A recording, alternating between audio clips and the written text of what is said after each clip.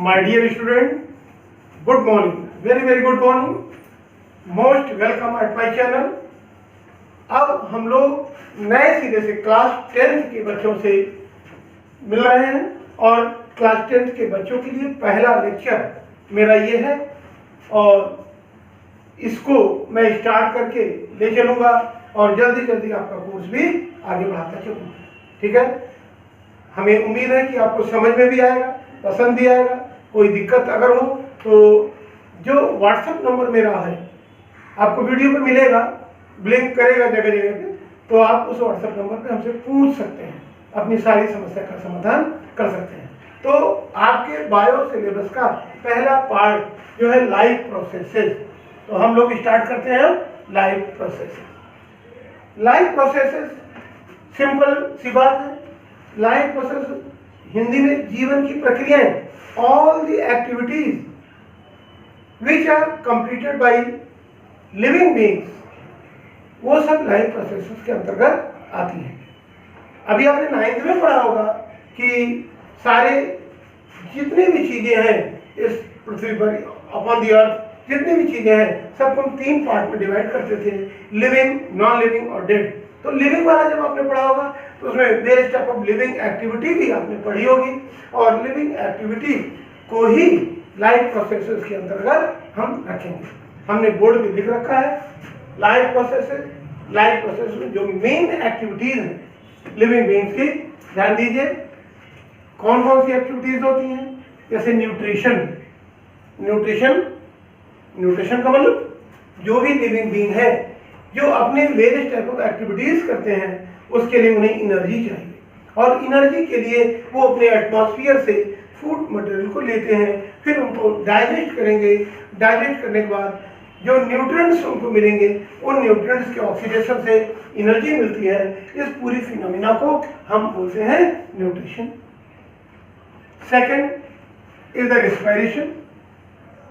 Respiration समझ रहे होंगे। Every living beings continue and in respiration process they take oxygen from their atmosphere and release carbon dioxide। Clear, कोई दिक्कत नहीं, सब जानते होंगे सब लोग। Respiration second. उसके बाद हम देखेंगे ट्रांसपोर्टेशन का मतलब ये होता है transfer of one substance to one place to another place. Clear, जब हम किसी चीज की आवश्यकता हमको होती है तो एक स्थान से उसको दूसरे स्थान तक हम ले जाते हैं। क्लियर, जैसे आपको मार्केट से कुछ लाना है, मार्केट चले जाएंगे, कुछ लेकर चले जाएंगे, घर में उसका इस्तेमाल होगा। इसी प्रकार प्लांट में भी अगर कोई चीज आवश्यकता होगी तो प्लांट मार्केट नहीं जाती है। कुछ डिफरेंस है हम में और प्लांट में। Plants are continue fix at one place but we can walk from one place to another place. ये डिफरेंस है।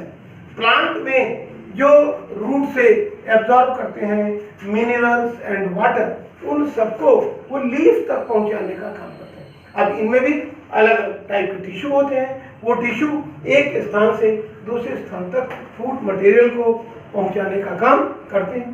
क्लियर, तो इस पूरी की पूरी प्रोसेस को हम बोलते हैं ट्रांसपोर्टेशन प्रोसेस। क्लियर, एक्सप्रेशन में various type of living activities से अनेकों चीजें बनती है हमारी बॉडी में और वे हार्मफुल होती हैं।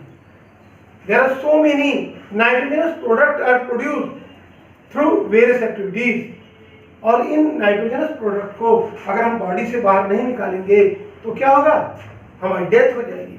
इनको बाहर निकालने के लिए जो प्रोसेस हम करते हैं, ह्यूमन बीइंग्स भी यूरिन और एक्सेट्रा के रूप में बाहर निकालते हैं। ह्यूमन बीइंग जो है, ह्यूमन जितने भी हैं, हम आप सब लोग, अदर एनिमल्स भी जितने हैं वो सब यूरिन भी डिस्चार्ज करते हैं, एक्सेट्रा भी निकालते हैं। तो ये एक्सक्रीशन में ही आता है। Various type of metabolical activities में जो हार्मफुल मटेरियल बनता है उनको बॉडी से बाहर निकालने की प्रोसेस को ही हम बोलते हैं excretion. Control and coordination. Control कैसे होता है? हम यहाँ खड़े हैं तो हम कैसे यहाँ खड़े हैं ये भी एक कंट्रोलिंग कैपेसिटी है। ये भी डेड बॉडी नहीं खड़ी रहती सीधे, ये कंट्रोलिंग कैपेसिटी है।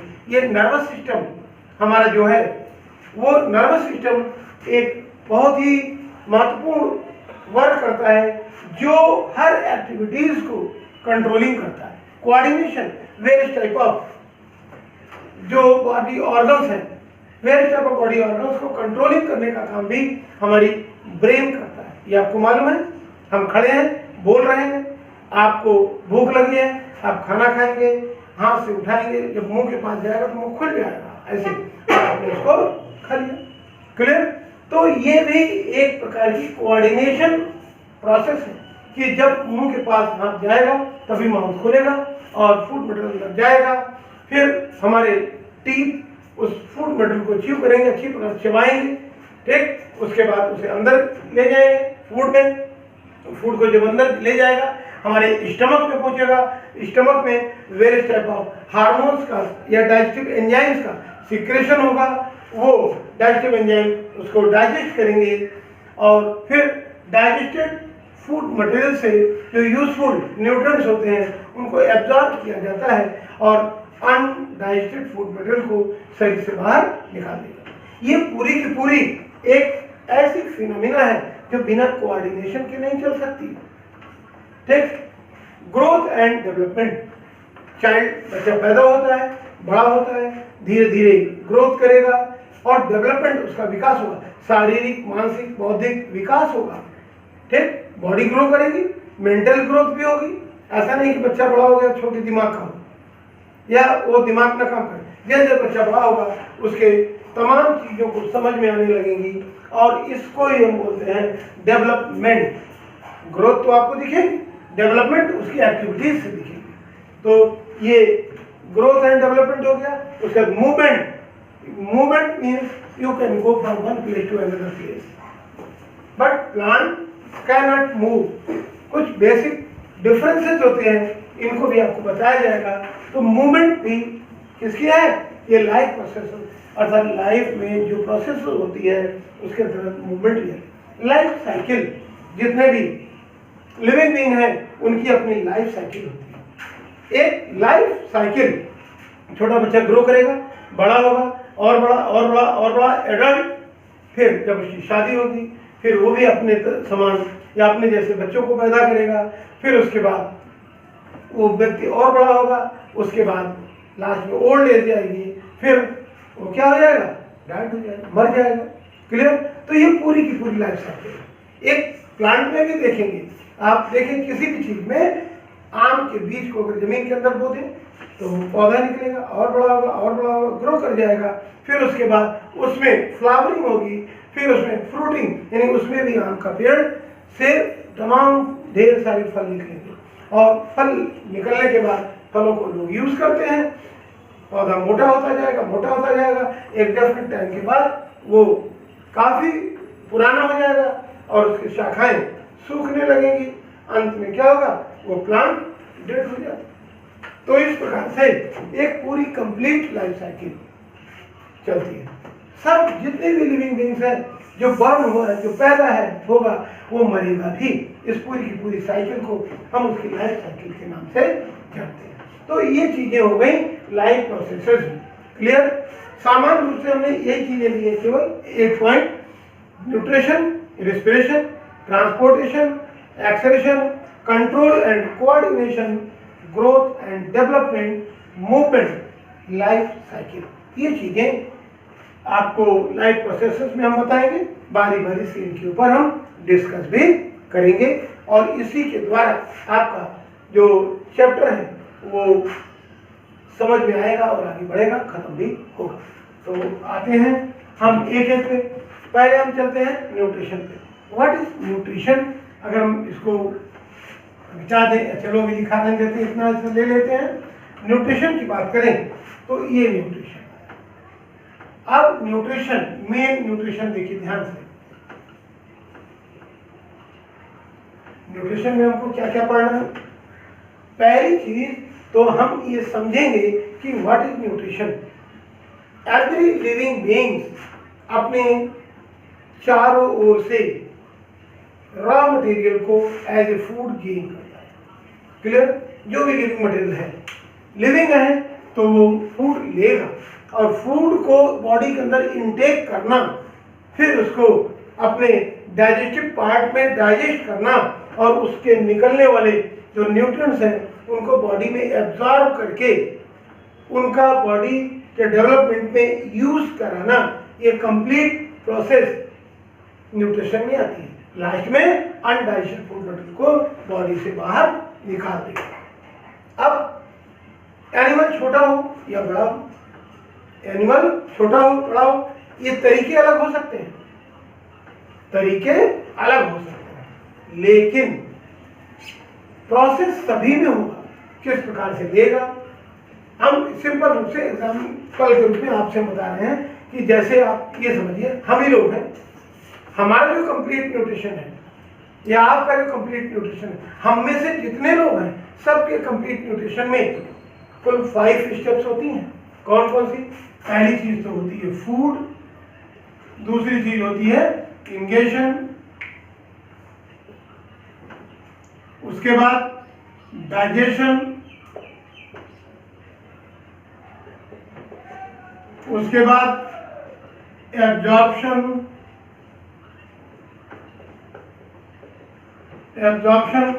And assimilation.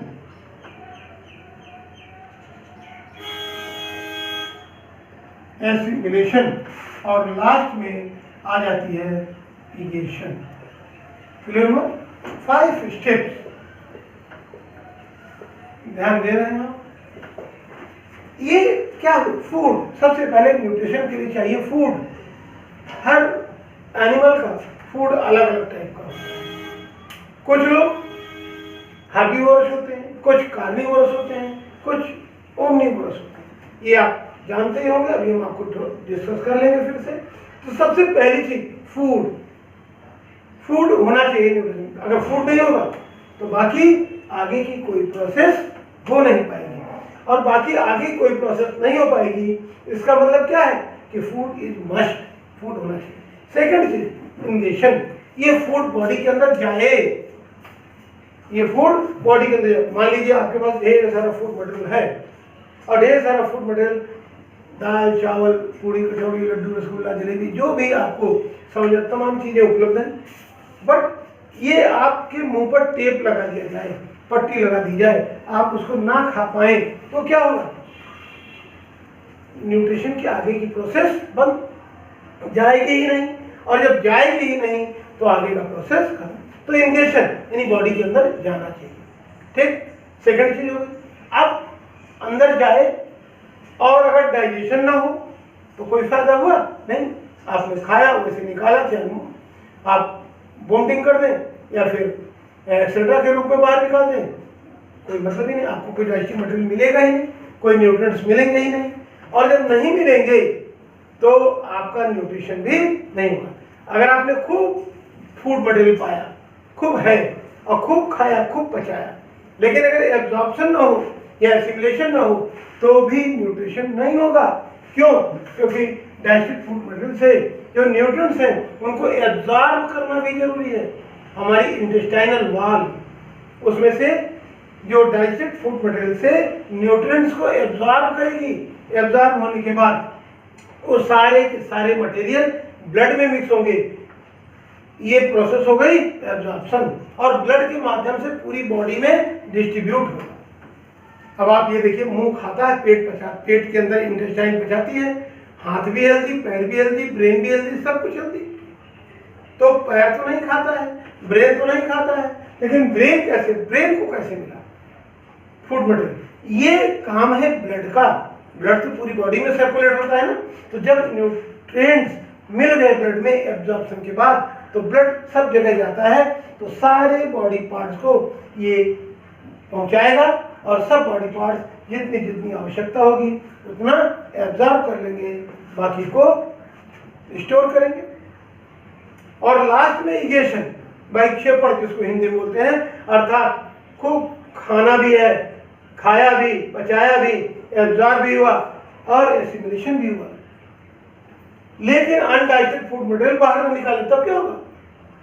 तो बाहर जब अनडाइजेस्टेड फूड मटेरियल निकलेगा तो आपका पेट फूल जाएगा, और बड़ा और बड़ा और बड़ा, फिर क्या होगा, दम से फट जाएगा। इसका मतलब क्या है, अनडाइजेस्टेड फूड मटेरियल को बाहर निकालना भी है। तो ये भी इगेशन भी एक न्यूट्रिशन की प्रोसेस में आता है। क्लियर हो गया? तो इतनी चीजें सभी में आती हैं, तो ये बातें आपको समझ गई होंगी अच्छे से, आपने कोई दिक्कत नहीं। और इसके बाद हम न्यूट्रिशन की बात करें। अब न्यूट्रिशन के बेस पे हम देखें कि कितने टाइप का न्यूट्रिशन होता है। पहले तो ये जान लीजिए आप, 3 टाइप का न्यूट्रिशन। पहला है होलोजोइक,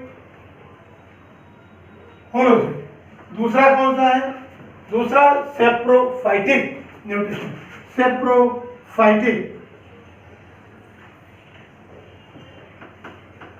और तीसरा पैरासाइटिक।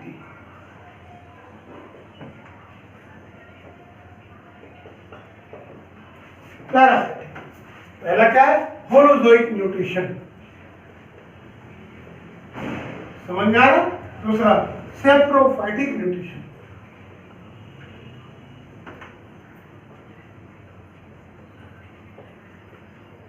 और तीसरा कौन सा है, पैरासाइटिक न्यूट्रिशन। अब जरा सा बहुत शॉर्ट में आपको हम समझाते हैं, बहुत अच्छे समझ में भी आ जाएगा।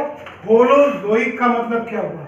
होलोजोइक का मतलब जब लिविंग बीइंग सॉलिड लिक्विड दोनों फॉर्म में अपने फूड मटेरियल को खा सके, ले सके। इसका मतलब क्या हुआ, जैसे हम लोग हैं, अगर आपको एक स्वीट का पीस दे दें और पानी दे दें तो आप मिठाई भी खा लेंगे, पानी पी लेंगे।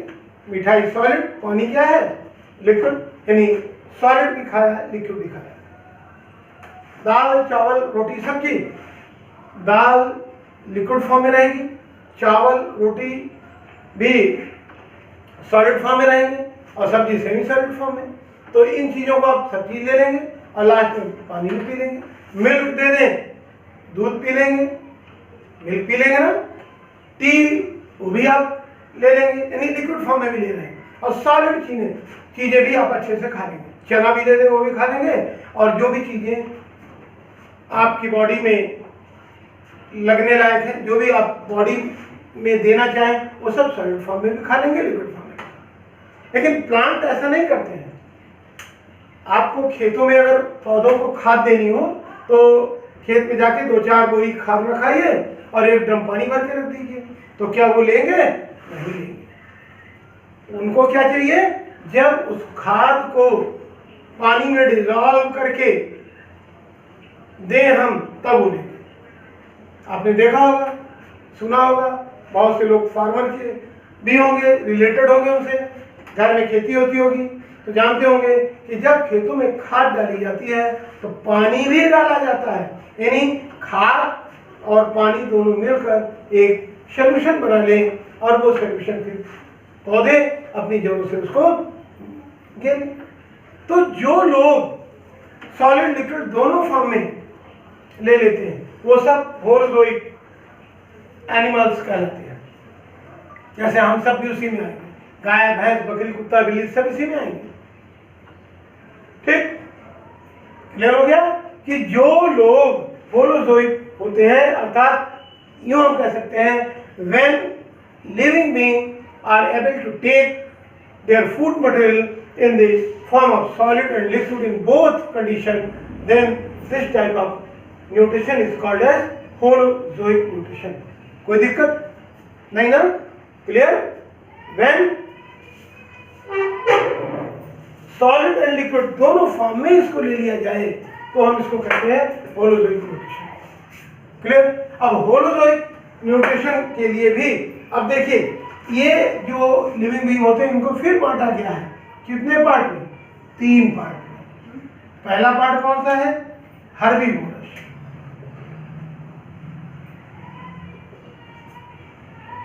हर्बीवोरस। क्लियर? दूसरा कौन सा है? कार्निवोरस।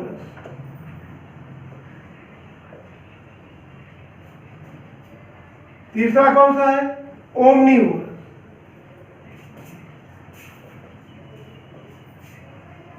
क्लियर हुआ? Herbivorous animals are those animals which take only green plants as their food, जो केवल हरे पौधों या उनके प्रोडक्ट को लेते हैं वो सब क्या आ जाएंगे, herbivorous. Clear? Animals which are directly depend upon the plant, animals which are directly depend upon the plant, they are called as herbivorous animals such as cow, deer, rabbit। ये सब क्या है, डायरेक्ट प्लांट के ऊपर depend करते हैं। Rat भी इसमें आ जाएगा, क्योंकि रैट, अब आप कहें रैट प्लांट तो नहीं खाता है, बट प्लांट प्रोडक्ट तो खाता है, गेहूं तो खाता है।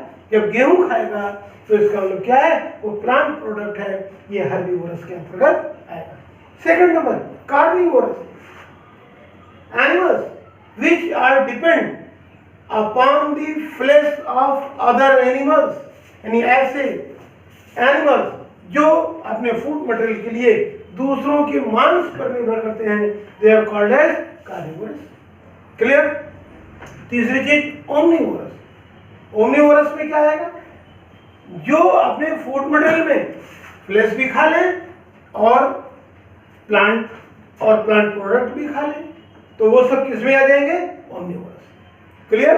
यानी जो केवल प्लांट के ऊपर डिपेंड करें उनको हम कहते हैं हर्बीवोरस। एग्जाम्पल के रूप में मैंने काऊ, गोट और डियर और रैबिट ये सब बताए। कार्निवोरस जानते ही होंगे कि जो केवल फ्लैश के ऊपर डिपेंड करें, suppose that tiger, lion, jackal, ये सब आ जाएंगे। और ओमनिवोरस जो सब कुछ खा लें, जैसे कैट, देखिए कैट फ्रेश चूहा भी खा लेगी और रोटी रही उसको भी खा लेगी, दूध भी पी जाती है आपके घर का। डॉग भी इसी में आ जाएगा, रोटी भी खाएगा और वो मांस भी खा लेता है। क्लियर? तो ऐसी चीजें, क्रो भी ऐसा ही है कि वो मांस वगैरह भी खा लेगा और बाकी रोटी भी खा लेगा, जो कुछ खाने पीने वाली चीज है वो भी खा लेगा। तो ये हो गए हमारे होलोजोइक एनिमल की डिवाइडिंग, अर्थात कितने पार्ट में डिवाइड कर सकते हैं। अब दूसरी चीज हम बात करते हैं, saprophytic, living beings which obtain their food material from the dead or decaying materials. ऐसे एनिमल्स जो या प्लांट जो दूसरे मरे हुए पौधों या जीवों से या सड़े गले पदार्थों से अपने फूड मटेरियल को लेते हैं, उन्हें हम बोलते हैं saprophytic plant animals, or such type of nutrition is called as saprophytic nutrition. Clear? Nutrition which is depend upon dead or decaying plants or animals, that is called as saprophytic nutrition. जो सड़े गले पदार्थों से, सड़ने गलने वाले पदार्थों जो अपना भोजन, देखो गिद्ध वगैरह क्या है, मांस खाते हैं। फंगाई कवक जो बोलते हैं वो सड़े गले पदार्थों पे ही उगते हैं। ठीक? एग्रीकल्चर देखा, कुकुरमुत्ता जिसे हम बोलते हैं, अब तो मार्केट में भी आ रहे हैं। आपके घर के बरसात का मौसम है, आपके अगल बगल देखेंगे सड़ी गली लकड़ी पे उगाते हैं। लेकिन ये नहीं कि सड़ी गली लकड़ी पे जो उगा है वो भी निकाल के घर में सब्जी को रखा लें, ऐसा नहीं। इनकी कई स्पीसीज पॉइजनस होती हैं, इनको अगर आप लेंगे तो आपके लिए डेंजरस हो सकती हैं। तो आप जो मार्केट में वो कल्टीवेट की जाती है, उनकी खेती की जाती है, जो सेफ इनकी स्पीसीज होती हैं, उनको आप खा पी सकते हैं। क्लियर हुआ? तो सेप्रोफाइटिक न्यूट्रिशन भी होगा। पैरासाइटिक न्यूट्रिशन के अंतर्गत वे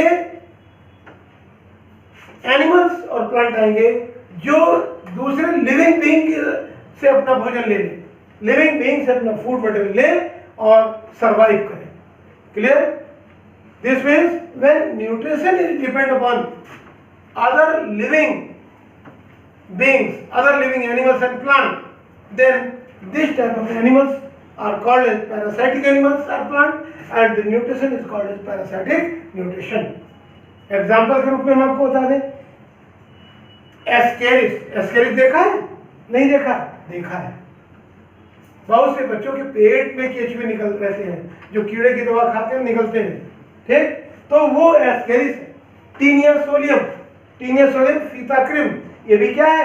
पैरासाइटिक एनिमल्स। इसी प्रकार से प्लाज्मोडियम की कई स्पीसीज होती हैं, एंड अमीबा की कई स्पीसीज होती हैं जो आपकी बॉडी में पड़ी होती हैं और उनसे फूड मटेरियल को लेकर डाइजेस्ट करती हैं और बॉडी के अंदर रहेंगी, बॉडी से ही फूड मटेरियल लेगी और बॉडी के अंदर ही अपने एक्सेट्रा को बाहर निकालेंगे।